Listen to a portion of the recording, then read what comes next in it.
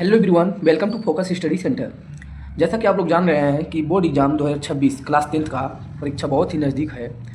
तो आप लोग अगर यूपी बोर्ड एग्ज़ाम 2025 में जो क्वेश्चन पेपर आया था, अगर उसको आप सॉल्व कर लेते हैं तो समझ लीजिए आपको कितने प्रश्न तो ऐसे ही सॉल्व हो जाएंगे। तो आप यहाँ देख सकते हैं, ये 2025 का जो है मैथ का क्लास 10th का पेपर है। आप यहाँ देख सकते हैं, इसमें पहला क्वेश्चन ही पूछा गया था कि संख्याओं 96 और 404 का एचसीएफ 4 है तो एलसीएम का मान होगा। तो ये ऑब्जेक्टिव में पूछा था, ठीक है ना। तो मैं क्या करूँगा, इस यूपी बोर्ड 2025 का मैं पूरा सोल्यूशन आपको बताऊंगा, और अगर आप इसको पूरा अच्छे से कर लेते हो तो यकीन मानिए कि आपको बोर्ड एग्जाम 2026 के पेपर में दिक्कत नहीं होगा, ठीक है। तो चलिए देखते हैं पहला क्वेश्चन।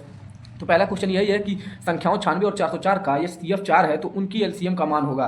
तो देखिए, ये 96 है जब कभी भी एचसीएफ दिया हो, ठीक है ना, एचसीएफ। तो यहाँ पर देखिए, ये लगाने का मैं डायरेक्ट इसका मेथड जानता हूँ, लेकिन मैं आपको इसका, देखिए ये थोड़ा लॉन्ग हो गया है, मैं आपको इसको और आसान तरीका बताता हूँ। देखिए, एक फार्मूला होता है, फर्स्ट संख्या गुणे सेकंड संख्या बराबर होता है एलसीएम गुणे में एचसीएफ होता है। तो फर्स्ट संख्या दिया था 96 और सेकंड संख्या दिया था 404। एलसीएम नहीं पता है, एचसीएफ कितना दिया था, एचसीएफ 4 दिया था, तो यहाँ देख सकते हैं 4 है।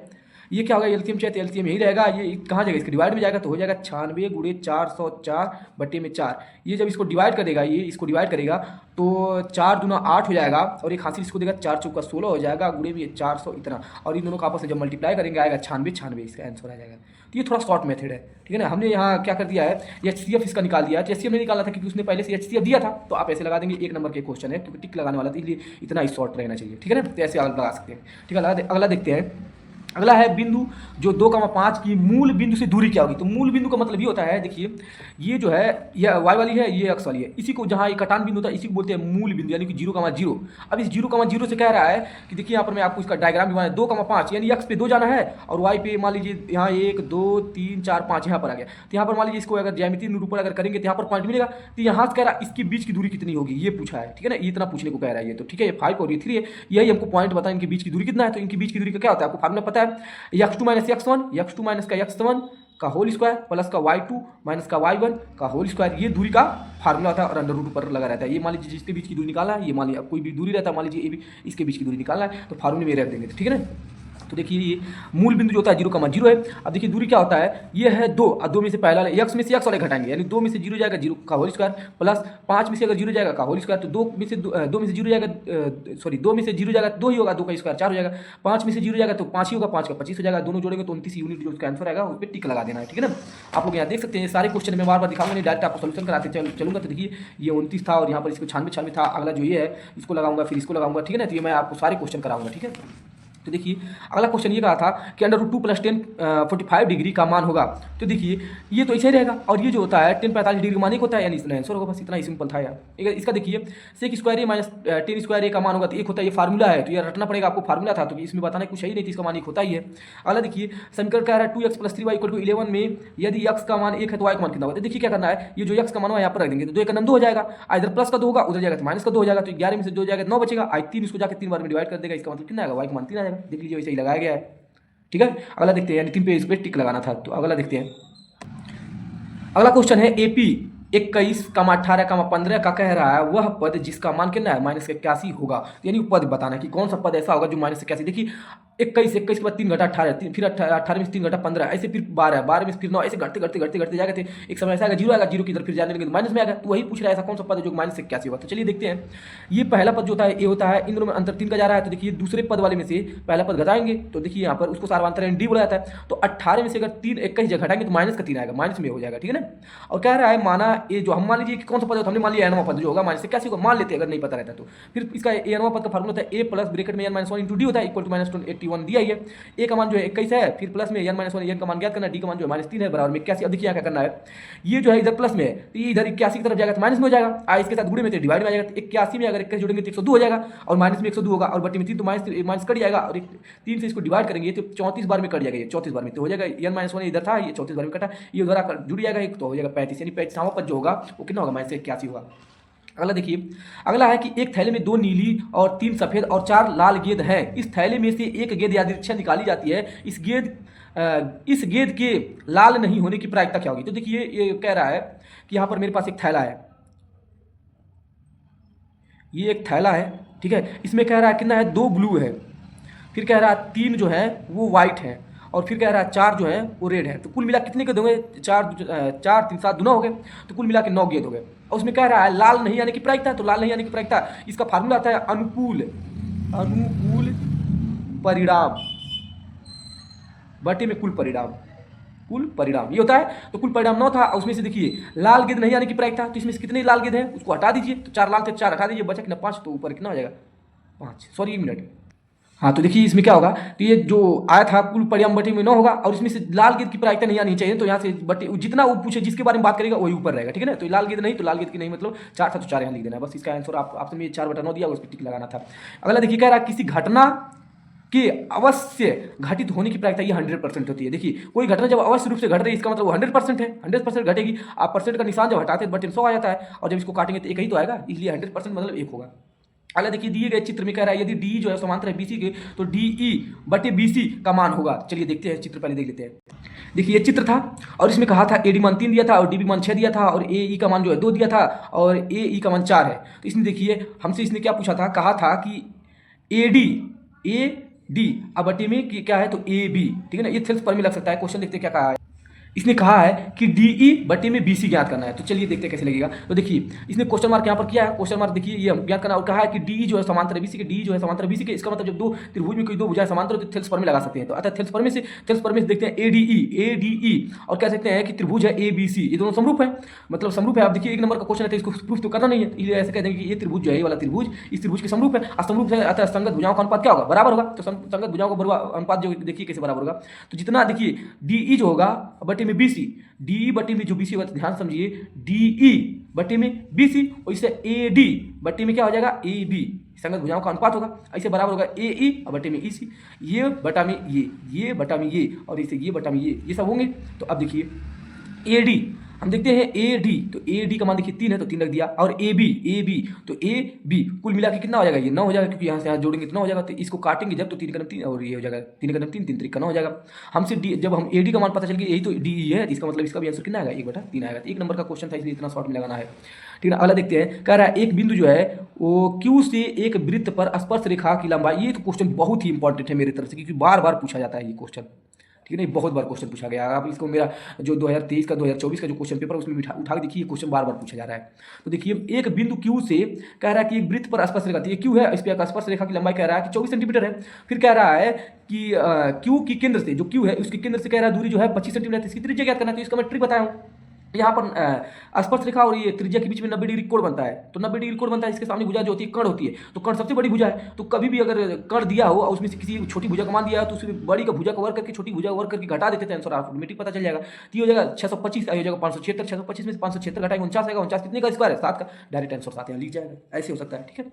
अगला देखते हैं, अगला है कि त्रिज्या 6 सेंटीमीटर वाले वृत्त के एक त्रिज्यखंड जिसका कोण जो है 30 है कि संगत चाप की माप क्या होगी। तो देखिए हम देखते हैं कि त्रिज्या दिया था 6 सेंटीमीटर, थीटा दिया था कितना 30 सेंटीमीटर। चाप की माप देखिए, चाप की माप का फार्मूला देखिए, जब त्रिज्यखंड पूछता है तो थीटा बटे 360 पाई आर स्क्वायर होता है, लेकिन उसने चाप पूछा है ना, चाप मतलब वृत्त के, ये जो वृत्त रहता है इसके किनारे किनारे चाप बोल रहे हैं, तो चाप यानी 2 पाई आर होता है ये पूरा, इसलिए यहाँ पर 2 पाई आर लेते हैं। देखते हैं 2 पाई आर में से कितना भाग है वो।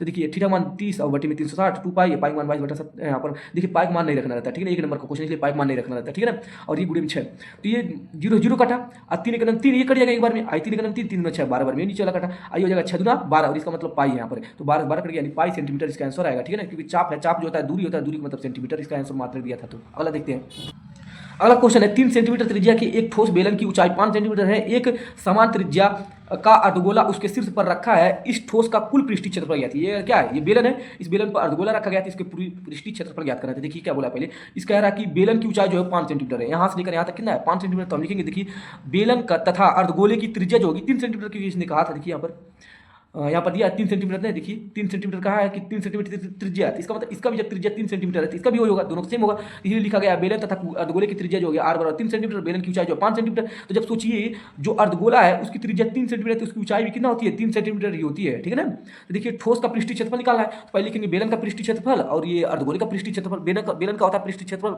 2 पाई r h, और जो गोला होता है ध्यान से अगर देखेंगे तो ये 2πr हो गया। और इसके नीचे देखिए यहाँ पर जो है इसका पूरा ये वाला जो भाग है, ये वाला पूरा भाग, ये अर्धगोला है, अर्धगोला का पृष्ठीय क्षेत्रफल 2πr होता है। नीचवा यहाँ क्या बन रहा है, एक गोला बन रहा है, इसका पृष्ठीय क्षेत्रफल 2πr होगा। ये तीनों का नाम यहाँ लिखा जाएगा, ठीक है ना। यहाँ पर देखिए ये जुड़ के क्या हो जाएगा, 1πr2 यहाँ 2πr2 दोनों मिलकर हो जाएगा 3πr2। देखिए यहाँ पर 2πr ऐसे रहेगा, आर का मान 3 दिया था, एच का मान 5 दिया था, इसे 3 पाई रहेगा, पाई का मान नहीं रखना, एक नंबर का क्वेश्चन है। आर का मान 3 है तो यहाँ पर देखिए कितना हो 5 या 15, 15 दूना 30 पाई, और ये हो जाएगा देखिए 3 यहाँ 3 त्रिका 9 9 3 27 पाई, और यहाँ 30 में अगर जोड़ेंगे तो 57 पाई और सेंटीमीटर स्क्वायर, क्योंकि क्षेत्रफल पूछा था, ठीक है ना, इसलिए मात्रक सेंटीमीटर होगा। अगला देखते हैं, एक वृत्त की स्पर्श रेखा के स्पर्श बिंदु को केंद्र से मिलाया गया है, ठीक है ना। स्पर्श रेखा को कह रहा है, एक वृत्त की स्पर्श रेखा के स्पर्श बिंदु, ये स्पर्श रेखा इसका ये जो कहा जहाँ मिला उसको स्पर्श बिंदु को केंद्र से मिलाया गया। इस प्रकार स्पर्श बिंदु पर स्पर्श रेखा की त्रिज्या के साथ बने कोण का मान कितना होता है, तो 90 डिग्री होता है। जाहिर सी बात है, क्योंकि मैं बताया हूँ कि जब स्पर्श रेखा होती है और त्रिज्या से उस पर लंब डाला जाता है तो 90 डिग्री का एंगल ही बनाता है, इसलिए 90 पर टिक लगाना था। अगला देखते हैं, 1 + tan स्क्वायर ए बटे में 1 + cot स्क्वायर ए का मान कितना होगा। तो ये देखिए सेक है और ये कितना है, ये कॉसेक है। तो चलिए देख रखते हैं। तो ये 1 + tan स्क्वायर ए जो होता है वो सेक स्क्वायर होता है, और 1 + cot स्क्वायर जो होता है कॉसेक स्क्वायर होता है। इसको अगर इसको हम लिख सकते हैं, क्योंकि ये सेक स्क्वायर है तो ये होता है 1/cos स्क्वायर ए की, और ये जो होता है cos स्क्वायर है 1/sin स्क्वायर ए होता है। ये साइन उठ के ऊपर चला जाएगा, sin स्क्वायर हो जाएगा, नीचे हो जाएगा मतलब बाहर का बाहर वाला मुड़ा तो sin स्क्वायर, अंदर का अंदर वाला मुड़ा cos स्क्वायर। ये दोनों जो sin बटा cos होता है 10 होता है, लेकिन स्क्वायर है तो स्क्वायर लगा देंगे, इस पर टिक लगाना था, एक नंबर का क्वेश्चन था। अगला देखते हैं, 7 सेंटीमीटर त्रिज्या के एक वृत्त का चाप केंद्र पर 60 अंश का कोण अंतरित करता है, तो त्रिज्यखंड का क्षेत्रफल कितना होगा। अब इसका देखिए ये एक वृत्त है, इसका त्रिज्या जो दिया है वो 7 सेंटीमीटर दिया है, और कह रहा है कि त्रिज्या जो है ये 60 डिग्री का एंगल बनाता है, जहां पर बनाएगा वहां पर, और इसे त्रिज्या खास देंगे तो इसका मतलब इसके बीच का त्रिज्यखंड का क्षेत्रफल बताना। देखिए त्रिज्या 7 सेंटीमीटर और जो एंगल है वो 60 सेंटीमीटर है, तो त्रिज्यखंड का क्षेत्रफल बराबर होता है θ/360 पाई r स्क्वायर। तो ये हो जाएगा 60 इसका मान, और ये हो जाएगा पाई, क्योंकि एक नंबर का इसलिए पाई का मान नहीं रखना, याद रखिए। आर का मान जो है 7 7 का स्क्वायर हो जाएगा, यहाँ 0 0 कट जाएगा, बचेगा 6 का 6 आई 6 36, आया हो जाएगा 7 का स्क्वायर 7 से 49 हो जाएगा, 49 पाई/6 सेंटीमीटर स्क्वायर। और अगर पाई का मान अगर दिया रहेगा, अगर ऑप्शन में नहीं आएगा, इतना ऑप्शन में ये नहीं रहेगा तो पाई का मान रख दीजिएगा, तो ये 49/6 और ये पाई बटे इतना हो जाएगा बटे में 7, तो ये 7 7 49, अब ऊपर बचेगा 22 बटे में 6। इसको और 2 से काट के छोटा करेंगे, 2 3 6 2 से 11 बार में कटेगा, 11 7 77 बटे में 3, इतना सेंटीमीटर आया होगा, अगर वो नहीं आया होगा तो, ठीक है। तो देखिए पहले पाई वाला नहीं रखते, अगर देखते हैं आंसर पाई में आता है तो पाई का मान नहीं रखते हैं, और अगर आंसर पाई में नहीं आता तो पाई का मान रख देते हैं, ठीक है। किसी गोले का वक्र पृष्ठीय क्षेत्रफल जो है ना, वो कह रहा है कि 452 सही 4/7 है सेंटीमीटर स्क्वायर है। कह रहा है इसकी त्रिज्या कितनी होती है, ये तो बहुत ही आसान है जब गोला की बात करता है। तो गोला का वक्र पृष्ठीय क्षेत्रफल जो होता है वो दिया है, और वक्र पृष्ठीय क्षेत्रफल जो होता है 4πr स्क्वायर होता है। इसको सही से इसमें गुणा कर देंगे, इसमें गुणा करेंगे तो 3164 होगा, प्लस उसमें 4 जोड़ देंगे, अब बटे में जितना 7 रहेगा वो रहेगा, तो हो जाएगा 3168 बटे में 7 हो जाएगा। इसका मान जो रखेंगे 4, और ये हो जाएगा पाई का मान, यहाँ पर देखिए रखेंगे, अगर आंसर पाई में आया होगा तब तो नहीं रखनी जरूरत है, और नहीं आया होगा तो पाई का मान रखना पड़ेगा। तो 4 और पाई का मान 22/7, आर का मान आर ही रहना क्योंकि उसी का मान निकालना है। ये हो जाएगा 3168 बटे में 7। ये नीचे वाला कर सकता है, जब इक्वल का निशान रहता है तब ऊपर का ऊपर वाला कर सकता है, ठीक है, लेकिन क्रॉस में कभी नहीं कर सकता, क्योंकि जब बीच में इक्वल का निशान होता है तो क्रॉस मल्टीप्लाई होता है, ठीक है। यहाँ देखिए तो कट गया ये वाला, ठीक है। और देखिए एक चीज़ और है, ये ऊपर है ये भी ऊपर है, तो इसको हम इससे काट सकते हैं। तो देखिए 4 7 28 ये वाला, और यहाँ 3 बचे यहाँ जाएगा, तो 4 9 36 4 9 8 इतना हो जाएगा। अब ये गुणे में डिवाइड में चला गया यहाँ पर, फिर इसको 2 से काट के अगर छोटा करेंगे, मतलब ये डायरेक्ट हम काट सकते हैं, ये काटेंगे 36 बार में कट जाएगा, 36 बार में इसका स्क्वायर अंदर रूट चढ़ेगा, तो ये बाहर निकालेंगे 6 सेंटीमीटर, और नहीं समय काट के छोटा कर लीजिए तभी उतना आंसर आएगा, ठीक है। अगला क्वेश्चन देखते हैं। अगला है द्विघात बहुपद जो px बराबर 4x स्क्वायर माइनस का 4x माइनस का 1 के शून्यकों का गुणनफल। ये तो बहुत ही आसान है, देखिए किसी एक नंबर का क्वेश्चन है ना। तो यहाँ इसके आगे वाला जो होता है a का मान होता है, इसके आगे वाला जो होता है माइनस b का मान होता है, लेकिन माइनस में ये वाला जो होता है c का मान होता है माइनस c। अब देखिए शून्यकों का गुणनफल का फार्मूला होता है alpha into beta equal to होता है c अपने, तो c का मान देखिए माइनस का 4 है और a का मान 4 है, तो सॉरी c का मान जो है माइनस 1 है और a का मान 4 है, तो ये आंसर बस इतना आएगा, इसे टिक लगाना देना है, बस हो गया। द्विघात समीकरण 3x square minus 4x plus का 4/3 इक्वल टू 0 का विविधकर होगा। तो देखिए विविधकर का मान ये आगे वाला a होता है, ये माइनस का b हो गया, ये c का मान हो गया। विविधकर का फार्मूला था d इक्वल टू होता है b स्क्वायर माइनस 4ac, तो d का मान माइनस का 4 है तो माइनस 4 का स्क्वायर माइनस ये ऐसे रहेगा 4 ऐसे रहेगा, a का मान 3 है तो 3 हो जाएगा, c का मान कितना है 4/3, तो ये 3 3 कट जाएगा, 4 चौका 16, ये 4 चौका 16, जब दोनों घट जाएंगे तो 0 आएगा, यानी d पे 0 पे टिक लगाना था, d का मान आएगा। अगला देखिए कह रहा है निम्नलिखित साड़ी से माध्य होगा। देखिए ये वर्ग दिया रहेगा, मैंने डायरेक्ट लिख दिया हूँ और बारंबारता दिया रहेगा, ये 2 चीज दिया रहेगा। ये x का मान मुझे अपने निकाला रहेगा, इन दोनों जोड़ेंगे तो 4 ही होगा, 4 का आधा 2, इन दोनों जोड़ेंगे 12 12 का आधा 6, अंतर कितने गया 4 का, यानी 40 में जोड़ दिया आगे में तो 10 हो जाएगा, 10 और 4 जोड़िए 14 14 में और 4 जोड़िए तो 18, जहाँ तक की लाइन है तो वहाँ तक लिखते जाते हैं। अब देखिए आसान है गुणा करना, तो 4 दूना 8 हो जाएगा, 6 36 हो जाएगा, 6 10 60 हो जाएगा, और 14 25 70 हो जाएगा, और 18 72 हो जाएगा। सबको जोड़ देंगे, अगर इसको देखिए एक ठोया फॉल जोड़ना रहता है तो आएगा 25, एक सिग्मा एफ एक्स को जोड़ना रहता है आएगा 246 आएगा, और माध्य का फार्मूला होता है माध्य बराबर होता है सिग्मा एफ एक्स बटे सिग्मा एफ, इसका मान जो है 246 और इसका मान 25, जब इस चीज में भाग देंगे तो आएगा 9.84 पे टिक लगा देना था। अगला क्वेश्चन देखते हैं। अगला है कि निम्नलिखित सारणी का माध्यक वर्ग होगा। ये तो देखिए मैं वैसे ही बता दे रहा हूँ, इसका मैं आपको क्वेश्चन पहले लिखा दूँ और फिर शॉर्ट मेथड बताऊंगा। लास्ट ऑब्जेक्टिव है इसका, तो आप यहाँ पर देख सकते हैं यही क्वेश्चन है 20 नंबर का, ठीक है ना। और कह रहा है इसका माध्यक और होगा, देखते बारंबारता सबसे ज़्यादा किसका है, 10 का, सॉरी 12 का है, इसका मतलब 50 से 40 इसका आंसर होगा। लेकिन यहाँ तो ये लगा, 1 मिनट रुक जाइए। इसके लिए देखिए क्या करना पड़ता है, इसके लिए संचयी बारंबारता निकालना पड़ता है। जब कभी माध्यक दी तो हमेशा संचयी बारंबारता निकालना पड़ता है। देखिए क्या करेंगे, ये हो जाएगा वर्ग, ये हो जाएगा एफ, ये हो जाएगा संचयी बारंबारता यानी सी एफ। इसको कैसे किया जाता है, देखिए ये 6 रहेगा, इसको क्रॉस में जोड़ेंगे तो कितना आएगा 14, फिर 14 में 10 जोड़ेंगे 24, 24 में 10 जोड़ेंगे 33, 33 में 12 जोड़ेंगे 45। अब देखिए ये वाला जो होता है ये यन होता है, यही इसको जोड़ेंगे तो भी 45 आएगा, ये भी 45, दोनों सेम आते हैं। तो 45 को जब डिवाइड करेंगे तो 22 आएगा, 22.5, 22.5 देखते हैं सी एफ में किसमें आएगा, इसमें आएगा नहीं 22.5, इसमें आएगा। इसका मतलब इसी के साथ सुझाव जाएंगे तो आएगा 20 से 30, इसका माध्यक वर्ग हो जाएगा कितना 20 से 30, इसका आंसर जो होगा 20 से 30 जो होगा इसका आंसर हो जाएगा, ठीक है ना। ये हो जाएगा माध्यक वर्ग, ठीक है। अगला देखते हैं, ये जो है ये अब ऑब्जेक्टिव क्वेश्चन खत्म हो गया। और ये क्वेश्चन देखिए, ये वाला जो पूछेगा पेपर में, ये पूछेगा पूरा 2 नंबर का क्वेश्चन है, ठीक है ना। ये जो है 2 नंबर का क्वेश्चन है, तो देखिए कैसे लगेगा 2 नंबर का। यह है यदि एक बिंदु 0, 1 और बिंदु 5, -3 और यक्ष 6 से समदूरस्थ है तो यक्ष का मान ज्ञात कीजिए। देखिए ये 2 बिंदु है ए और बी, और कह रहा है कि पॉइंट बी पी है, इससे भी उतनी दूरी पर है, इससे भी उतनी दूरी पर है। इसका मतलब दोनों का दूरी बराबर होगा, तो ये लिखेंगे जो एपी होगा बराबर होगा पीबी के बराबर होगा। तो देखिए दूरी का सूत्र क्या होता है, x2 - x1 बटे में प्लस y2 - y1 का होल स्क्वायर लिखने लगा रहता है। तो देखिए क्या करेंगे, 0 में से 5 जाएगा माइनस, 0 में से 5 जाएगा का होल स्क्वायर, 1 में से -3 जाएगा तो माइनस यहाँ बीच में रहता है, लेकिन ये माइनस में इसलिए प्लस हो जाएगा का होल स्क्वायर। फिर इधर भी इसे करेंगे, यहाँ पर देखिए x में से 0 जाएगा का होल स्क्वायर, 6 में से जाएगा का होल स्क्वायर। इसका देखिए 0 में से 5 जाएगा तो 5 आएगा, -5 का स्क्वायर 25, ये 3 1 4 4 का स्क्वायर 16। इधर करेंगे तो x का x स्क्वायर हो जाएगा, 6 में से एक जाएगा 5 5 का स्क्वायर 25 हो जाएगा। दोनों पक्ष को जब वर्ग करेंगे तो अंडर रूट क्या हो जाएगा, कट जाएगा, टूट जाएगा। इसको दोनों जोड़ेंगे तो 41 हो जाएगा, इन दोनों को जोड़ेंगे तो इसका स्क्वायर हटेगा तो x स्क्वायर प्लस का 25। ये देखिए ये उधर जाएगा, ये माइनस में 41 - 25, 41 में से अगर ये 25 घटाएंगे तो कितना आएगा 16, इसका स्क्वायर हटाएंगे तो प्लस माइनस अंडर रूट कितना आएगा 16। और जब ये बाहर निकलेगा 4 आएगा तो इसका आंसर जो होगा प्लस माइनस 4 होगा, इसका आंसर 2 आंसर आएगा, ठीक है ना। क्योंकि स्क्वायर जितना पावर रहता है उतना आंसर आता है, इसलिए एक बार -4 आएगा, एक बार प्लस 4 आएगा। अगला देखिए सिद्ध करना है कि 1 - 10 स्क्वायर बटे में 1 - cot स्क्वायर इक्वल टू जो होगा इन दोनों का होल स्क्वायर इक्वल टू हो जाएगा 10 स्क्वायर ए। सिद्ध करना, चलिए देखते हैं। तो देखिए लेफ्ट हैंड साइड हमने ले लिया 1 - 10 ए बटे में 1 - cot ए और दोनों का होल स्क्वायर। तो देखिए जब कभी भी कुछ समझ में आया तो इस 10 या cot जो भी रहते हैं उनको पहले साइन या कॉस में चेंज कर लेते हैं। तो 1 इसे रहेगा, इसको लिख सकते हैं साइन बटा कॉस ए, इसको लिख सकते हैं कॉस बटा साइन ए का होल स्क्वायर, ये स्क्वायर नहीं है, ठीक है ना, पूरा का होल स्क्वायर। अब देखिए ये कॉस का नाम कॉस और माइनस का साइन ए, कॉस का नाम कॉस माइनस साइन ए बटे में कॉस आएगी। ऐसे यहाँ साइन का नाम साइन ए और यहाँ माइनस कॉस ए बटे में साइन। अब देखिए क्या करना पड़ेगा, यहाँ पर क्या करेंगे, इसको चेंज करेंगे दोनों। देखिए अगर ध्यान से देखा जाए तो ये बाहर, इसका बाहर का बाहर वाले मुड़ा होगा, अंदर का अंदर वाले मुड़ा, तो बाहर का यहाँ मुड़ा होगा तो साइन हो जाएगा, तो साइन वहाँ हो गया, ये वाला सही रहेगा। ये अंदर का अंदर मुड़ा कॉस यहाँ रहेगा, ये सही रहेगा। अब देखिए ये दोनों सेम नहीं है तो हम क्या करेंगे माइनस कॉमन लेंगे, ये दोनों तो साइन बटा कॉस ए हो जाएगा 10 हो जाएगा, ये तो 10 हो जाएगा, यहाँ पर लिखा गया। इन दोनों में से क्या करेंगे, इसमें माइनस कॉमन लेते, जब यहाँ से माइनस कॉमन लेते प्लस में हो जाएगा, ये आगे लिखा जाएगा, और ये माइनस में हो जाएगा तो पीछे लिखा जाएगा, ठीक है ना। अब देखिए सेम हो गया, सेम से कट जाएंगे और ये हो जाएगा होल स्क्वायर भी लगा है इसे। अब देखिए ये 10 का 10 स्क्वायर हो जाएगा, 1 यहाँ बचेगा माइनस और यहाँ कटेगा तो 1 हो जाएगा, तो इसका होल स्क्वायर। जब एक का स्क्वायर करेंगे तो एक ही हो जाएगा, एक का 10 में गुणा करेंगे तो 10 ही आ जाएगा, यानी इसका जो सिद्ध करना था हमको 10 स्क्वायर ए आ गया। Left hand side equal to right hand side 2 number का क्वेश्चन था। अगला देखते हैं, निम्नलिखित बारंबारता बंटन से माध्यिका ज्ञात किया। जब माध्यिका ज्ञात करना है तो संचय बारंबारता निकालना है, तो ये दिया रहेगा आपको, लेकिन मैंने सीधा और ज्यादा में लिख दिया। ये दिया रहेगा संचय बारंबारता के लिए 7 इसे रहेगा, इसको क्रॉस में जोड़ेंगे 16, 16 में 19 जोड़ेंगे 35, 35 में ये जोड़ेंगे 50, 50 में 7 जोड़ेंगे 57। तो ये जो होगा इसको भी जोड़ेंगे तो भी 57 है, ये भी 57, ये सेम होगा, तो समझ लिया आपने सही जोड़ा है। 3 का मान हो गया 57, इसको काट के छोटा करेंगे तो 28.5 आएगा, ठीक है ना। तो 28.5, इसका मतलब ये हो गया, इसका आंसर जो आएगा 20 से ज़्यादा और 30 से कम होगा, क्योंकि 28.5 इसी वर्ग में तो आएंगे, तो इसी में आंसर आएगा और इसी में देखिए इसी के अंदर आएगा। तो अब देखते हैं कैसे इतना आएगा।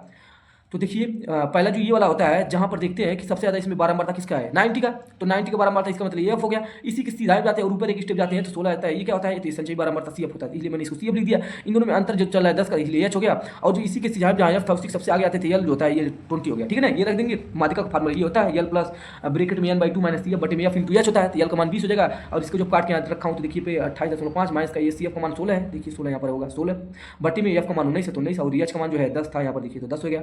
अब यहाँ देखिए 20 ऐसे रहेगा, और यहाँ 28.5 में से अगर 16 घटाएंगे तो 12.5 बटे में 19 गुणे में 10 हो जाएगा, ये सही रहेगा प्लस का। ये देखिए जब इसका इसमें गुणा कर देंगे तो 10 क्या हो जाएगा, कट जाएगा, तो हो जाएगा बस 125 बटे में 19। और ये देखिए अगर हम क्या कर दें यहाँ से, ये देखिए यहाँ से 10 हटाने के लिए 0 बढ़ाया तो भी बात होगा, ये कट जाएगा 125 बटा में 19। आज जब इसको भाग देंगे तो 6.578 9 आएगा, इसको इसमें जोड़ेंगे 26.87 राउंड अप किया गया है। ये जो है ये वाला संख्या चल रही है, इस संख्या देखते हैं 5 से ज़्यादा है तो इसमें एक और जोड़ लेते हैं, ठीक है ना, ये राउंड अप आ गया। अब देखिए जितना आंसर आया है ना ये इसी के अंदर आएगा, तभी आपका आंसर सही। अगर इससे ज़्यादा हो गया तो भी गलत है और इससे 20 से कम हो गया तो भी गलत है, तो ये आंसर इतना आएगा। अगला क्वेश्चन देखते हैं। अगला क्वेश्चन है, सिद्ध कीजिए कि 3√2 एक अपरिमेय संख्या है। देखिए मैं आपको यहाँ इसका ट्रिक बताऊंगा। जब कोई भी संख्या जो है अंडर रूट में है और उसके साथ कोई परिमेय संख्या लगी हो तो क्या करते हैं, पहले परिमेय संख्या को अलग करते हैं ताकि ये वाला अपरिमेय संख्या अलग हो जाए, तो आराम से क्या हो जाएगा, सिद्ध हो जाएगा। तो देखिए पहले अपरिमेय सिद्ध करने के लिए पहले मान लेते हैं कि ये क्या है, परिमेय संख्या है। तो हम क्या करेंगे, p/q लिख देंगे इक्वल टू 3√2 हो जाएगा। ठीक है, इतना करने के बाद देखिए क्या करना है, हम लिख देंगे जहाँ पी व क्यू क्या पूर्णांक है और इनका एचसीएफ कितना होना चाहिए, 1 होना चाहिए, ये सब लिख देना है। फिर यहाँ देखिए ये 3 जो है इसके डिवाइड में आ जाएगा। अब देखिए आराम से ये परिमेय संख्या या अपरिमेय संख्या अलग अलग हो गई। अब यहाँ लिख सकते हैं कि p/3q जो है एक परिमेय संख्या, अतः √2 को भी परिमेय संख्या होनी चाहिए क्योंकि दोनों बराबर होनी चाहिए, तभी परिमेय संख्या के बराबर होगी। लेकिन √2 एक अपरिमेय संख्या है, अतः p/3q नॉट इक्वल टू √2, क्योंकि परिमेय संख्या या अपरिमेय संख्या कहीं बराबर नहीं हो सकती, इसलिए लिख सकते हैं। अतः हमारी पूर्व कल्पना विरोधाभास साबित हुई, मतलब जो हमने माने थे परिमेय संख्या वो गलत साबित हो गई। अतः 3√2 क्या है, एक परिमेय संख्या। 2 नंबर का क्वेश्चन था, इसे लग जाएगा। ठीक है, अगला देखते हैं, संख्या 120 और 315 का एलसीएम ज्ञात कीजिए। तो देखिए एलसीएम ज्ञात करने के लिए इसका ट्रिक भी है और मैं बता दे रहा हूँ। देखिए पहले क्या निकालिए, एचसीएम निकालिए। एलसीएम काट के भी निकाल सकते हैं आप, कोई सा भी मेथड, लेकिन ये मेथड देखिए आसान है। इसको अलग काटिए, इसको अलग काटिए। इसको जब काटेंगे तो 5 से 5 दूना 10, 2 हासिल लेगा तो 5 चौका 20, फिर 2 से 12 बार में, फिर 2 से 6 बार में, फिर 2 से 3 बार में, फिर 3 एकम 3। इसको 5 से काटेंगे, 5 चक्का 30, एक हासिल लेगा 5 या 15, फिर 3 से काटेंगे 2 3 दूना 6, 3 एकम 3, 3 7 21, 7 एकम 7 हो जाएगा। यहाँ पर देखिए 5 का जोड़ा एक बार बना तो एक बार 5 ले लेंगे, फिर एक बार 3 का जोड़ा बना है तो एक बार 3 लेंगे, बाकी किसी का जोड़ा नहीं बन रहा है, तो ये 5 या 15 इसका क्या आ जाएगा, एचसीएफ आएगा। आप संख्या अभी मैं आपको एक फार्मूला बताया हूँ कि फर्स्ट संख्या गुणे सेकंड संख्या इक्वल टू एलसीएम गुणे एचसीएफ। पहली संख्या 120, दूसरी संख्या 315 और एलसीएम नहीं पता है, एचसीएफ हमको 15 पता है। ये जाके इसको 8 बार में काट देगा, यहाँ 8 बार में काट दिया, 8 का इसमें गुणा कर देंगे, एलसीएम आगे फटाक से, यानी 2520 जो है इसका एलसीएम आ जाएगा। ठीक है, तो ऐसे करना था, ये ऐसे लग जाएगा। अगला देखते हैं, अगला क्वेश्चन देखिए, निम्नलिखित सारणी में बहुलक ज्ञात कीजिए। तो देखिए बहुलक ज्ञात करने के लिए बस इसी 2 लाइन से पता चल जाएगा। देखिए क्या करना है, सबसे ज्यादा देखते हैं 12 किस संख्या का, इसका या इसका। तो सबसे ज्यादा देखिए जो 30 से लेकर 40 है उसकी 12 ज्यादा है, तो उसकी 12 ज्यादा है, तो इसी को हम मान लेते हैं क्या, यही जो है हमारा एफ है। ठीक है ना, तो ये वाला हमारा एफ हो गया, यानी इसी को हम F1 मान लेते हैं।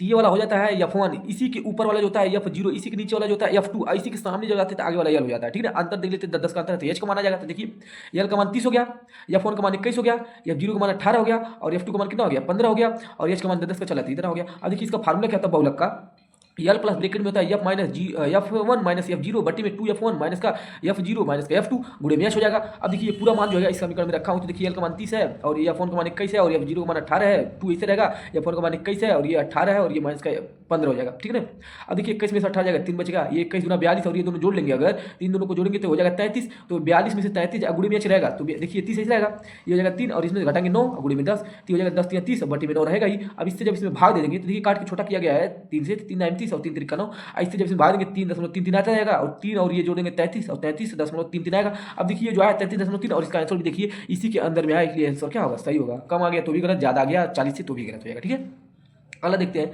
अगला है कि सिद्ध कीजिए कि महाबिंदु से वृत्त पर खींची गई स्पर्श रेखाओं की लंबाइयां समान होती है। तो देखिए ये बहुत ही आसान क्वेश्चन है, ज्यादा टाइम नहीं लगेगा। देखिए ये एक वृत्त है और एक महाबिंदु है, इस महाबिंदु से 2 स्पर्श रेखाएं खींचे गए हैं, तो इसको सिद्ध करना कि ये जो है इसके बराबर है। तो हम क्या करेंगे, ये वाला जो केंद्र है और इसको पी को हम क्या कर देंगे, मिला देंगे। तो यहाँ पे एक त्रिभुज बना, एक यहाँ एक त्रिभुज यहाँ बना और दूसरा त्रिभुज यहाँ बना, तो यहाँ पर 90 डिग्री होता है, ये आपको पता है, यहाँ पर भी 90 डिग्री होता है, ये भी पता है। तो देखिए दोनों त्रिभुज को हम सर्वांगसम अगर सिद्ध कर दें तो मतलब ये दोनों भुजाएं बराबर नहीं हो जाएंगी। सर्वांगसम का मतलब एकदम सेम फोटोकॉपी, जितना बड़ा ये जितना लंबा चौड़ा उतना लंबा चौड़ा ये भी होगा। तो इससे क्या होंगे, दोनों त्रिभुजों को सर्वांगसम सिद्ध कर दे तो भुजाएं भी क्या होंगी, बराबर होंगी, क्योंकि जब दोनों सर्वांगसम है तो भुजा कोण सब क्या होगा, बराबर होगा। देखिए ये करेंगे त्रिभुज AOAP में, OAP में और फिर त्रिभुज OBP में, तो लिख दिया। और इसमें देखिए एंगल A एंगल भी क्या है 90 डिग्री, क्यों, क्योंकि स्पर्श रेखा और त्रिज्या के बीच का बना कोण है, ये कारण लिख देना। फिर OP देखिए OP क्योंकि इस त्रिभुज में भी OP इस त्रिभुज में भी आ गया, तो दोनों उभयनिष्ठ है। तीसरा लिख देना OA बटे में OA, दोनों त्रिज्याएं हैं, तो 3 चीजें इसमें सिद्ध हो गया। तो हम देखिए क्या करते हैं, क्योंकि पहले 90 डिग्री हमने सिद्ध कर दिया, अगर 90 डिग्री सिद्ध कर दिया इसका मतलब कोई 2 कोण और सिद्ध करना है तो उसको राइट हाइपोटेनियस साइड नियम से बोलते हैं। ठीक है ना, RHS नियम शॉर्टकट में बोला जाता है। तो जब किसी भी राइट एंगल को और किन्हीं भी 2 भुजाओं को अगर हम सिद्ध कर देते हैं, मतलब दोनों कॉमन बता देते हैं, तो हम कह देते हैं क्या ये त्रिभुज इस त्रिभुज की क्या है, समरूप है। तो देखिए कैसे, इसमें ये त्रिभुज में एक ये कोण कॉमन हो गया, इसमें जो है ये कोण उभयनिष्ठ हो गया और इसमें जो है ये हो गया। ठीक है ना, तो 2 भुजाएं हो गई, ये देखिए एक भुजा 2 भुजा हो गया और एक कोण हो गया, इसको राइट हाइपोटेनियस साइड बोलते हैं। ठीक है ना, तो इसको बोलते हैं राइट मतलब संपूर्ण, हाइपोटेनियस मतलब कर्ण एक प्रूफ है, क्योंकि बड़ा वाला जो एंगल होता है कर्ण होता है, कर्ण को ये नहीं करेंगे तो गलत हो जाएगा, कर्ण को करना है, भले इन दोनों में से कोई एक भुजा, लेकिन ये कर्ण को फिक्स करना है। ठीक है ना, तो ये लिख देंगे RHS नियम से हम कह सकते हैं कि ये वाला त्रिभुज जो है इस त्रिभुज की क्या है, सर्वांगसम मतलब संगत भुजा क्या होगी, बराबर हो जाता है। PA जो होगा ये PA वो क्या होगा, PB के बराबर हो जाएगा, इसे प्रूफ कर देना है। ठीक है, नेक्स्ट क्वेश्चन देखते हैं। अगला है किसी त्रिभुज की भुजाएं क्रमशः 3 सेमी, 6 सेमी और 8 सेमी है तथा त्रिभुज की त्रिभुज की भुजाएं क्रमशः 5.5 सेंटीमीटर, 9 सेंटीमीटर और 12 सेंटीमीटर है, तो सिद्ध कीजिए कि ये त्रिभुज समरूप है। तो देखिए समरूप मतलब ये होता है ना कि छोटा या बड़ा हो, लेकिन दोनों क्या हो, समरूप होने चाहिए। त्रिभुज है, त्रिभुज है, दोनों समरूप है, तो भले छोटे बड़े हैं उससे कोई मतलब नहीं, लेकिन समरूप है, सिद्ध करना है। देखिए एक हमने ABC त्रिभुज माना, इसका जो भुजा दिया था 3, 6, 8, तो 3, 6, 8 हो गया। इसका जो बोला था 4.5 हो गया, 9 था 9 और ये 12 हो गया। इसको समरूप दिखाना है। देखिए क्या करना है, समरूप का देखने रहता है, अनुपात दिखाया जाता है। देखिए AB देखेंगे 3 का दुगुना कहाँ दिख रहा है, 3 का दुगुना या 3 गुना कुछ भी देखना रहता है। यहाँ देखिए तो 3 हो गया, और 3 का यहाँ पर देखिए इसके ये PQ, तो AB बटे में PQ, तो ये 3/45। इसको देखिए 10 में हटाएंगे तो ऊपर 0 बढ़ेगा, तो इसको क्या करेंगे, अगर 15 भाग देंगे, 15 दूना 30, 15 45, 2/3 आ गया। अगला देखते हैं AC तो इसका लेना पड़ेगा PR, तो AC है 6/3 और ये हो जाएगा 6 है, और ये बटे में 9 हो जाएगा, तो इसको 3 से भाग देंगे, 3 दूना 6, 3 3 9 हो जाएगा, सेम से मारा है। फिर इसको देखते हैं BC बटे में QR। अब देखिए BC का मान 8 है और इसका मान जो है 12 है, इसको भी 4 से भाग देंगे, 4 दूना 8, 4 3 12, आगे सब भुजाएं बराबर है, तो हम लिख सकते हैं चूंकि AB/PQ equal to AC/PR equal to BC/QR, जो काट के इनका अनुपात ला रहे हैं तो 2/3 आ रहा है, तो हम कह सकते हैं कि यस समरूपता प्रमेय से दोनों त्रिभुज क्या है, समरूप है, क्योंकि सब साइड है। तो है देखिए साइड सब साइड है, ये क्या है, साइड समरूपता से प्रमेय से दोनों त्रिभुज क्या है, समरूप है। ठीक है, ऐसे करना रहता है। अगला देखते हैं, कह रहा है किसी भिन्न के अंश और हर में एक जोड़ने पर वह भिन्न इतना होता है। पहले इतना कर लेते हैं, मान लेते हैं कि माना अंश x है और हर y है, तो भिन्न क्या हो जाएगा, x/y। प्रथम शर्त अनुसार कह रहा है कि हर व अंश में दोनों में एक जोड़ने पर, तो ये अंश और हर दोनों में एक जोड़ दिया तो भिन्न कितना होता है, 4/5 प्राप्त हो जाता है। इसको सॉल्व कर लेते हैं, तो 5x हो जाएगा और ये 5 का नम 5 हो जाएगा, ये 4y हो जाएगा, ये 4 का नम 4। तो क्या करेंगे, अल्फाबेट वाले की तरफ कर लेंगे, तो हो जाएगा 5x, और इधर आएगा तो -4y, और ये उधर जाएगा तो प्लस में उधर जाएगा -5 हो जाएगा, -5 में से 4 जाएगा तो -1 आ जाएगा। ठीक है, ये समीकरण 1। द्वितीय शर्त अनुसार देखते हैं, यदि अंश और हर दोनों में 5 घटा दिया जाए तो वह भिन्न कितना 1/2 हो जाता है। तो द्वितीय शर्त अनुसार यह अंश और हर में 5 घटा दिया गया तो वो 1/2 प्राप्त होता है। तो 2 का 1 से गुणा करेंगे 2x, इसका गुणा करेंगे -10 हो जाएगा, और ये देखिए इसका इसमें गुणा करेंगे तो y, और ये -5, y वाले की इधर प्लस में इधर आएगा तो माइनस में हो जाएगा, और ये वाला उधर जाएगा तो देखिए माइनस में उधर जाएगा तो प्लस में +10 होगा, +10 में से 5 जाएगा तो 5 हो जाएगा, समीकरण 2 हो गया। अब इसमें क्या करना रहता है, विलोपन विधि से क्या करना रहता है, चाहे x वाले चाहे y वाले बराबर करके उसमें से कोई एक टर्म को काट देना रहता है, जिससे किसी एक का मान पता चल जाएगा, x का या y का। जब उसका मान पता चल जाए समीकरण 1 में चाहे समीकरण 2 में रख दीजिए, मान पता चलेगा दूसरे का। ठीक है, चलिए देखते हैं इसे करना है। तो देखिए समीकरण 1 में 2 से गुणा कर देंगे, और समीकरण 1 में 2 से गुणा कर देंगे, समीकरण 2 में 5 से गुणा करके घटा देंगे। तो देखिए समीकरण 2 था, इसमें 2 से गुणा हुआ है तो 5 गुना 10 हो गया, इसमें 2 से 4 रहा होगा तो 8 हो गया है, यहाँ 1 था तो 2 का नम 2 हो गया, और यहाँ पर देखिए यहाँ 5 से गुणा 5 गुना 10 हो गया है, यहाँ 5 का नम 5 हो गया, 5 5 25, यहाँ देखिए प्लस चिन्ह है तो माइनस है तो प्लस, यहाँ प्लस है तो माइनस, ये प्लस माइनस की वजह से कट जाएंगे। ये देखिए माइनस का 8y, ये प्लस का 5y, तो -8y में से 5y जाएगा तो माइनस का 3y, और ये दोनों माइनस में जुड़ेंगे, माइनस का 27 माइनस कट जाएगा, 3 इसको जाकर 9 बार में काट दिया, y मान आ गया, y मान समीकरण 1 में रख देने पे, तो y मान जब समीकरण 1 में रखेंगे तो 5x माइनस का 4, और यहाँ पर y रहा होगा तो इसका मान 9 रख देंगे, और बराबर -1 था। ये 5x, ये देखिए 9 चौक 36 -36 हो जाएगा तो +36, 36 में से अगर ये जाएगा 35 बचेगा, 5 इसको जाकर 7 बार में काट देगा तो ये क्या हो गया, x का मान हो गया, तो भिन्न हमारा क्या हो जाएगा, x/y माने थे तो x का मान 7 और y का मान 9 हो जाएगा। अगला देखते हैं, निम्नलिखित समीकरण हल कीजिए। तो देखिए निम्नलिखित समीकरण जो दिए हैं उनको हल करना है। तो देखिए पहले दिया था 9x² - 6x प्लस का 9x माइनस का 2, ठीक है ना, ये देखिए इसको सॉल्व करना है। तो आप देख सकते हैं क्वेश्चन यही था, ठीक है ना, ये 9x² माइनस का 3x माइनस का 2 था, तो यहाँ पर मैं क्वेश्चन लिख रहा हूँ, भूल गया हूँ, 9x² माइनस का कितना था 3x और माइनस का 2 इक्वल टू 0 था, ये हमारा समीकरण था, इसी को सॉल्व करके बताना है। ठीक है ना, तो देखिए यहाँ 9 का इसमें गुणा कर देंगे तो 9 2 हो जाएगा 18 का ऐसे हमको तोड़ना है, 18 को ऐसे तोड़ना है कि जोड़ने या घटाने पर -3 आ जाए। तो देखिए 6 3 कितना होता है 18, 6 में से 3 जाएगा तो 3 आ जाएगा, तो इसलिए आगे देखिए 9 ये वाला तो इसे रहेगा, और ये बड़ा वाला जो आगे चिन्ह माइनस का तो माइनस ही रहेगा, बड़ा वाला आगे लिखेंगे और प्लस वाला पीछे लिखेंगे, लेकिन दोनों के साथ x लगा देंगे। अब देखिए अगर माइनस कर देते हैं -6 जुड़ के 9 हो जाते हैं, इसलिए आप प्लस किया ताकि -6 में से अगर 3 घटेगा -3 बच जाएगा, -3 बच जाएगा, माइनस का 2 ये वाला पीछे वाला इसे रहेगा बराबर 0।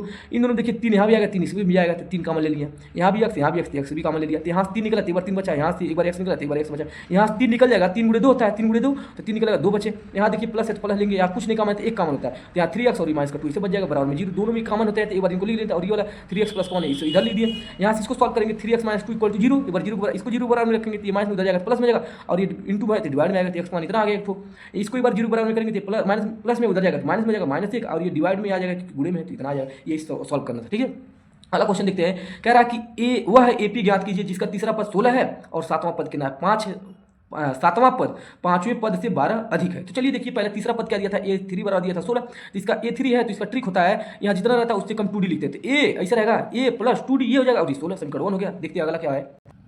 अगला है सातवां पद कहा था कि पांचवें पद से 12 अधिक है, तो सातवां पद का फार्मूला था a प्लस 6d, यहाँ जितना रहेगा उससे एक कम, यहाँ 5 है तो 4d हो जाएगा, तो a प्लस 4d और प्लस का 12, ये a से a कट जाएगा, यहाँ देखिए ये जो है ये प्लस में उधर जाएगा तो माइनस में हो जाएगा, तो 6d minus 4d equal to 12, यहाँ से देखिए इसमें घटाएंगे अगर ये सब्ट्रैक्ट करेंगे तो 2d इक्वल टू 12, ये डिवाइड करेगा 6 टाइम में तो आगे d बराबर 6। जब किसी भी, देखिए मैं आपको एक ट्रिक बता रहा हूँ, अगर किसी भी AP UP में अगर आपको a पता है और d पता है, ठीक है ना, a और d अगर पता है तो आप उसके पूरे खानदान का पता लगा सकते हैं। अगर a और d पता मतलब प्रथम पद और सार्वंतर अगर पता है तो सब चीज़ पता चल जाएगा इसमें, ठीक है ना। तो समीकरण 1 से हमने माना था 2a plus 2d equal to 6 था, तो हमको a का मान पता चल गया है, सॉरी d का मान पता चल गया, a का मान पता करना है इसलिए इसमें रख दिया, तो हो जाएगा a प्लस 2 इंटू d का मान कितना है 6 इक्वल टू 16, ये 6 दूना 12 उधर जाएगा माइनस 12 और 16 में से 12 जाएगा 4 आएगा, a का मान कितना आ गया 4। और उसने पूछा था AP ज्ञात कीजिए, तो AP के लिए देखिए क्या होता है, प्रथम पद में क्या करता है d जोड़ दीजिए, अब फिर अगला जोड़ना है तो एक बार 2d जोड़ दीजिए और जोड़ना है तो फिर क्या करना है 3d जोड़ दीजिए और ज्ञात करना है तो 4d जोड़ दीजिए, ऐसे अगला पद पता चल जाएगा। तो देखिए a का मान 4 आया था, फिर इस वाले में देखिए a का मान 4 प्लस इसका मान d था, यहाँ पर a का मान 4 प्लस 2 इंटू d का मान 6 हो जाएगा, तो ये हो जाएगा 4, ये हो जाएगा 6 4 10, ये हो जाएगा 6 दूना 12 4 16, इससे चलता जाएगा, AP बन गया आराम से, ठीक है। अगला देखते हैं, अगला क्वेश्चन ये है कि निम्नलिखित समीकरण युग्म हल कीजिए। तो देखिए इस टाइप का सवाल दिया है, पहले इसको क्या करेंगे, देखिए यहाँ जो है इसको सॉल्व करेंगे तो ये 6 दूना 12 हो जाएगा, इसका इसमें गुणा करेंगे 5 दूना 10 y, उधर एक बचेगा, इस समीकरण 1 समीकरण 2। अब देखिए इसमें किसी एक का बैलेंस करके काटना रहता है, तो देखिए समीकरण 1 प्लस 2, ठीक है ना, समीकरण 1 को ऐसे रहने देंगे और समीकरण 2 को ऐसे ही रहने देंगे, और समीकरण 1 में क्या कर दें, अगर हम 10 से गुणा कर दें समीकरण 1 में, तो देखिए ये वाला तो ऐसे ही रहेगा, ये 12 हो जाएगा, तो ये समीकरण 2 जो है ऐसे ही रहने देंगे, और समीकरण 1 में क्या करना है 10 से गुणा करेंगे 10 × 5 = 50, यहाँ 10 से गुणा करेंगे 10y, यहाँ 10 से गुणा 10 = 30 हो जाएगा, ऐसा इसलिए होता है कि ये दोनों क्या हो जाए 10y कट जाए। तो यहाँ पर देखिए जब यहाँ पर साफ दिख रहा है कि एक प्लस में एक माइनस में है, तो कुछ नहीं लिखते बस लिख देते हैं, जोड़ने पड़ता है, जब जोड़ेंगे कोई चिन्ह परिवर्तन नहीं होता, इसलिए ऐसे सेम का सेम रहेगा। तो ये देखिए दोनों प्लस में जुड़ेंगे तो 62 हो जाएंगे, आइए ये प्लस में ये माइनस में कट जाएगा, खत्म हो गया, ये 30 31 हो जाएगा, ये जो है यहाँ पर गुणे में डिवाइड में जाएगा, तो यहाँ पर जब डिवाइड में जाएगा तो यहाँ पर आप देख सकते हैं 31 बटा कितना होगा 62, इसको 31 से करना में 31 31 दूना 62, x का मान इतना आ गया, x का मान जब समीकरण 1 में रख देंगे, समीकरण 1 ये जो था यहाँ पर रख देंगे इस वाले में, तो देखिए 5 x का मान कितना रखना है 1/2, तो यहाँ 1/2 प्लस का y, तो 5 × x 1/2 y इक्वल टू 3, इसका जब देखिए 5 के नंबर 5 होगा, इसका गुणा इसमें करेंगे तो 2 हो जाएगा, तो 5 + 2y बटे में कुल 2 रहेगा इक्वल टू 3, ये यहाँ cross multiply 5x + 2y equal to 6 हो जाएगा, ये 5 उधर जाएगा तो माइनस में हो जाएगा, तो यहाँ माइनस में होगा, जब 6 में से 5 जाएगा तो 1 बचेगा, जो डिवाइड मल्टीप्लाई में डिवाइड में आएगा तो y का मान भी 1/2 आ गया, ये था इसका आंसर, ठीक है। अगला क्वेश्चन है एक आयतन का क्षेत्रफल जो 28 मीटर स्क्वायर कम हो जाता है यदि इसकी लंबाई 2 मीटर बढ़ा दी जाए और चौड़ाई 2 मीटर कम कर दी जाए। यदि लंबाई 1 मीटर कम कर दिया जाए और चौड़ाई 2 मीटर की वृद्धि कर दिया जाए तो क्षेत्रफल 33 मीटर स्क्वायर बढ़ जाता है। आयत का क्षेत्रफल ज्ञात कीजिए। तो देखिए इस सवाल को कैसे सॉल्व करना है, और ये थोड़ा टफ भी है तो ध्यान से समझिएगा। माना आयताकार क्षेत्रफल की लंबाई पहले मान लेना x मीटर और चौड़ाई y मीटर मान लेंगे, तो देखिए तब आयत का क्षेत्रफल क्या हो जाता है x y हो जाता है। अब देखिए इसी क्षेत्रफल में जो पहले प्रथम संदर्भ जो कहेगा वो करेंगे। तो पहले देखिए क्या कहा था, इसने कहा था कि लंबाई में 2 मीटर क्या कर दिया बढ़ा दिया जाए और चौड़ाई में 2 मीटर कम कर दिया जाए। तो देखिए लंबाई में 2 मीटर जोड़ दिया गया और चौड़ाई में इसी वाले चौड़ाई में 2 मीटर कम कर दिया गया, तो उसका क्षेत्रफल जो होता है कहता है कि यहाँ क्षेत्रफल उसका बोला होगा 28 मीटर कम हो जाता है। देखिए यहाँ 28 मीटर स्क्वायर कम हो जाता है, तो ये इस क्षेत्रफल जो पुराना वाला क्षेत्रफल था उसमें से 28 मीटर स्क्वायर कम हो जाएगा, ठीक है ना। अब देखिए इसका जब मल्टीप्लाई करेंगे एक्स का वाई में तो एक्स वाई, और इसका जो है एक्स का 2 गुणा करेंगे तो माइनस का 2x, फिर इसका इसमें गुणा करेंगे प्लस का 2y, इसका इसमें गुणा करेंगे माइनस का 4, और इसे रहेगा तो ये प्लस का और जब इधर माइनस में कट जाएंगे इस वजह से। और यहाँ पर देखिए दोनों में क्या है, ये देखिए अगर इनको देखा जाए तो इन दोनों में 2 कॉमन है, तो 2 अगर हम इसमें कॉमन ले लेंगे, ये माइनस में उधर जाएगा तो प्लस में हो गया, ठीक है ना। इन दोनों में हम क्या करेंगे, माइनस का 2 कॉमन लेकर माइनस कॉमन ले लेते हैं, ठीक है ना। माइनस कॉमन लेने से फायदा वो माइनस कट जाएगा, तो माइनस कॉमन लेंगे तो ये 2x हो जाएगा और ये माइनस में हो जाएगा ये भी, क्योंकि माइनस कॉमन लिए है तो ये प्लस में हो जाएगा और ये माइनस में हो जाएगा 2y इक्वल टू ये दोनों जोड़ेंगे तो देखिए 24 माइनस 28 में से अगर 4 जाएगा तो माइनस का 24, तो यहाँ माइनस कट जाएगा आराम से। अब यहाँ दोनों में से 2 कॉमन लेंगे, दोनों 2 में से कॉमन लेके इसको क्या करेंगे 2 बार में 2 से इसको डिवाइड करेंगे 12 जाएगा, तो समीकरण 1 आ गया। अब द्वितीय समता देखिए क्या करेंगे, कहा था उसके लंबाई में 1 कम कर दिया जाए और चौड़ाई में 2 बढ़ा दिया तो उसका क्षेत्रफल 33 जो मीटर स्क्वायर बढ़ जाता है। तो देखिए फिर इसका यहाँ गुणा करेंगे तो एक्स वाई, इसका इसमें गुणा करेंगे प्लस का 2x, इसका इसमें गुणा करेंगे माइनस का वाई, इसका इसमें गुणा करेंगे तो माइनस 2 हो जाएगा और ये सही रहेगा। ये प्लस माइनस की वजह से इधर आएगा माइनस हो जाएगा कट जाएगा, ये हो जाएगा 2x y और ये उधर जाएगा तो प्लस हो जाएगा तो 35 जाएगा, इसे हम कर दो आगे। देखिए साफ साफ दिख रहा है कि y वाला टर्म क्या है, दोनों जो है सेम है, इसलिए कुछ करने की जरूरत नहीं है। बस क्या कर देंगे समीकरण 1 में से समीकरण 2 को घटा देंगे, समीकरण 1 में से समीकरण 2 को घटाने पे इसका मतलब चिन्ह बदलेगा, तो ये प्लस है तो माइनस, ये माइनस है तो प्लस, ये प्लस है तो माइनस, ये दोनों प्लस माइनस की वजह से कट जाएंगे। माइनस 2x में से एक बार x जाएगा तो माइनस के एक बार x बच जाएगा, माइनस 35 में से अगर 12 जाएगा तो माइनस 35 तो बच जाएगा कितना माइनस का 23, और माइनस माइनस कट जाएगा, x का मान कितना आ गया इतना मीटर, यानी इसकी लंबाई जो होगी 23 मीटर होगी। चलिए देखते हैं चौड़ाई कितना होगा। तो इसका चौड़ाई जो होगा x का मान जो है समीकरण 1 में रखने पर तो x minus y equal to 12 था, यहाँ x का मान 23 है, उधर जाएगा किस में हो जाएगा माइनस में 23 हो जाएगा, तो ये माइनस का वाई बचेगा, उधर जाएगा -23 और देखिए 23 में से -23 में से अगर 12 घटाएंगे तो -11 बचेगा, माइनस से माइनस कटिएगा 11 आएगा। इसका मतलब लंबाई आएगी 23 मीटर और चौड़ाई कितना 11 मीटर आ जाएगी इसकी चौड़ाई। अगला क्वेश्चन देखते हैं 36 तल के एक बिंदु O से 36 तल के एक बिंदु क्या है O से 20 मीटर ऊंचे भवन के शिखर का उन्नयन कोण जो है 30 डिग्री है और भवन के शिखर पर एक ध्वज लगा है, ध्वज के शिखर का उन्नयन कोण 45 डिग्री है। तो ध्वज की लंबाई और बिंदु O से भवन के बीच की दूरी, देखिए मैं समझा रहा हूँ क्या है। ये कोई एक बिंदु है यहाँ पर और एक भवन है। इस भवन को जब तल को देखा जाता है, इसके छत को देखा जाता है तो 30 डिग्री कोण बनता है, उसी पर झंडा लहर रहा है। उसके जब उसके ऊपर कोई सतह को जब देखा जाता है तो वहाँ 45 डिग्री का एंगल बनेगा। कह रहा है इसकी जो है झंडे की ऊंचाई बताना है और इसके बीच की दूरी बताना है। तो मैंने नाम दे दिया ABC और यहाँ O दे दिया, ठीक है ना। और एंगल भी मैंने दर्शा दिया, जो भवन है 20 मीटर ऊंचा है। तो देखिए क्या करना है, पहले हम लिखेंगे माना ध्वज की लंबाई जो है BC बराबर हमने h मान लिया और बिंदु O से भवन के बीच की दूरी हमने मान लिया OA बराबर x मान लिया। फिर देखिए त्रिभुज AOB में छोटे वाले त्रिभुज में 10 थीटा लगेगा क्योंकि लंब और आधार लेना है। तो यहाँ 10 थीटा लगेगा, 10 थीटा क्योंकि छोटा वाले त्रिभुज में 30 डिग्री का एंगल है तो 30 डिग्री पर लंब मतलब 20, आधार मतलब x। तो ये इसका मान 1 बटा करीब 3 होता है, बराबर में हो जाएगा 20 बटा x। इसका गुणा यहाँ कर देंगे तो x, इसका गुणा यहाँ कर देंगे तो 20 कड़ी में 3 मीटर हो जाएगा। अब बिंदु O से भवन के पाद बिंदु की दूरी जो हो जाएगी ना, तो मतलब यहाँ से हमको पता चल गया इसकी जो x की दूरी पूछा था पहले, तो हमको पता चल गया। तो लिखा हुआ है कि बिंदु O से भवन के पाद बिंदु के बीच की दूरी जो हो जाएगी 20 कड़ी में 3 मीटर हो जाएगी। इसका एक चीज पता चल गया। दूसरा देखते हैं क्या होगा, त्रिभुज AOC में बड़े वाले में तो 45 डिग्री का एंगल बनेगा और ये देखिए लंब पूरा h प्लस क्या होगा, यहाँ h है, ये h प्लस 20 अब बट्टी में x रहेगा ही, तो h प्लस 20 बट्टी में x। इसका मान एक होता है ये 20 प्लस h बट्टी में x का मान तो यहाँ पर निकला हुआ है, यहाँ रख दिया। इसके बट्टी में इसका गुणा इसमें, इसका गुणा इसमें हो जाएगा। तो देखिए 20 प्लस h और बराबर में इधर हो जाएगा 20 प्लस 20 √ 3 हो जाएगा। चलिए देखते फिर, तो इतना होगा। अब देखिए यहाँ पर ये जो है 20 वाले दो लोग दे रहे थे, एक तरफ कर लेंगे तो ये इधर जाएगा तो माइनस में हो जाएगा, इसलिए 20 √ 3 माइनस का h, उधर h बच गया ही, दोनों में 20 कामन लीजिए हो जाएगा √3 - 1। इतना मीटर जो होगा ध्वज की लंबाई आ जाएगी, ठीक है। चलिए अगला क्वेश्चन देखते हैं।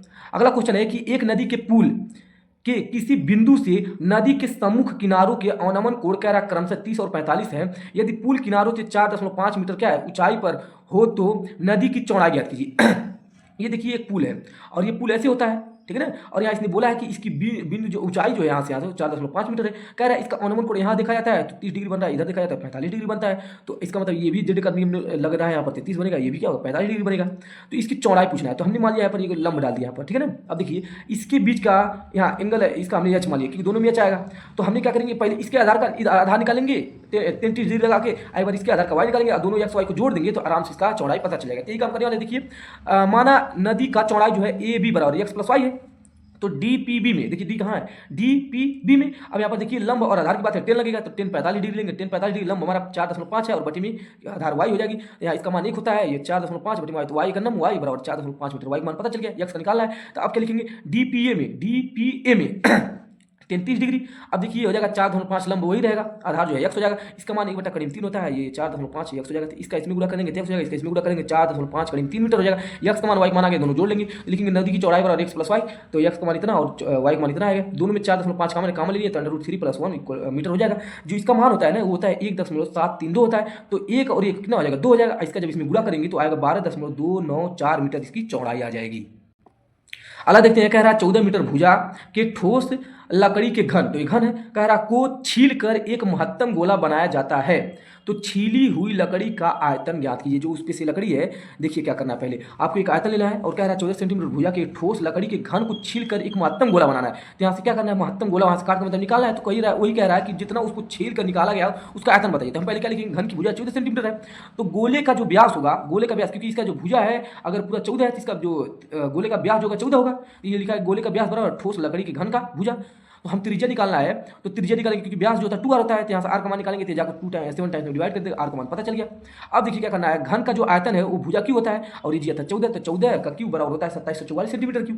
अब गोले का आयतन जो होता है 4/3 पाई r क्यू होता है, तो 4/3 पाई का मान 22/7 और ये r का मान 7 3 बार लिख देंगे क्योंकि क्यूब है। तो हो जाएगा 22 × 4 = 88 हो जाएगा और यहाँ ये 7 से एक बार 7 कट जाएगा तो 49 7 7 49 बट्टी में 3, इन दोनों गुणा करेंगे 3 हो जाएगा। इस में भाग देंगे 1437.33 सेंटीमीटर क्यू आएगा। ये गोले का पूरा आयतन आया, ठीक है ना। अब देखिए छीली हुई लकड़ी का आयतन, जो छीली हुई लकड़ी का आयतन है वो लिखेंगे घन का आयतन, जो घन का आयतन होगा उसमें से क्या करेंगे गोले का आयतन घटा देंगे, तो जो छीली का लकड़ी का आयतन होगा पता चल जाएगा। तो देखिए घन का आयतन इतना था और छीली गई लकड़ी का आयतन इतना, इसमें जब इसको सब्ट्रैक्ट करेंगे तो 1306.67 सेंटीमीटर क्यू आ जाएगा इसका छीली गई लकड़ी का आयतन, ठीक है। तो चलिए नेक्स्ट क्वेश्चन, अगर आपको सब्ट्रैक्ट करने नहीं आता तो भी बताइए, मैं सब्ट्रैक्ट करके बता दूंगा कितना सब्ट्रैक्ट होगा, या कहीं भाग देने में दिक्कत होती है तो भी बताइए, कमेंट करिएगा, ठीक है।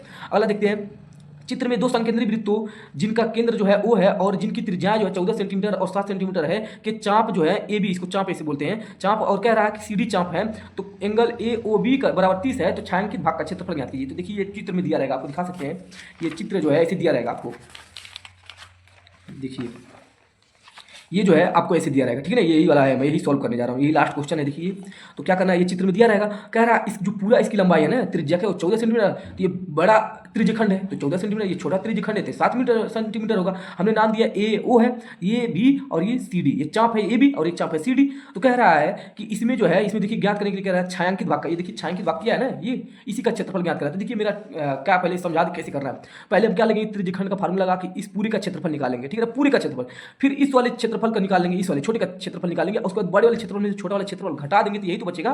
तो ऐसे करना है काम, ठीक है। तो देखिए माना बड़े तथा छोटे त्रिज्यखंड का क्रमशः कह रहा आर जो है आर है और बड़ा वाला देखिए आर है और छोटा वाला त्रिज्या जो है स्मॉल आर होगा, ठीक है ना। तो त्रिज्या जो त्रिज्यखंड जो है ओ ए बी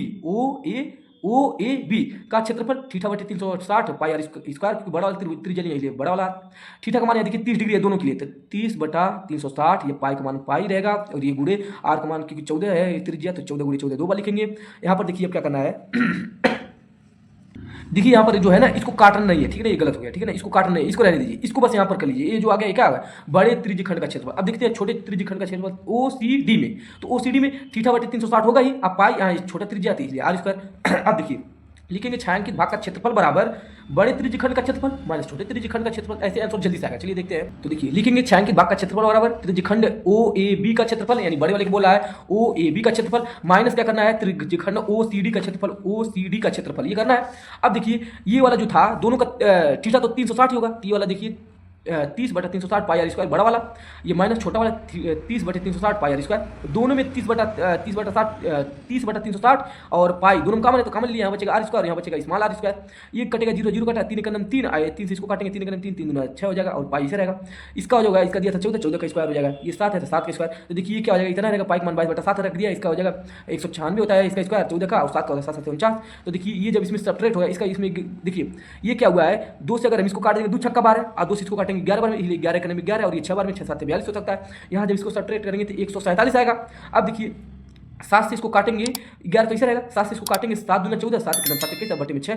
देखिए यहाँ दोनों में क्या है 3 के पढ़ने दोनों आते हैं, 3 से काट के छोटा करेंगे, 3 से इसको 3 दूना 6 3 से इसको 3 7 21, तो 11 7 77 बटे में 2 इतना इसको भाग देंगे तो 38.5 सेंटीमीटर आएगा उस छोटे जो छायांकित भाग का ये क्षेत्रफल है, इसका मान हमको पता चल जाएगा, ठीक है ना। तो ये था इस चैप्टर का लास्ट क्वेश्चन, और अगर आपको कोई भी चीज़ समझ में नहीं आता तो आप कमेंट करिए, मैं जरूर उसका बताने की कोशिश करूंगा, ठीक है। इतना ही, जय हिंद जय भारत।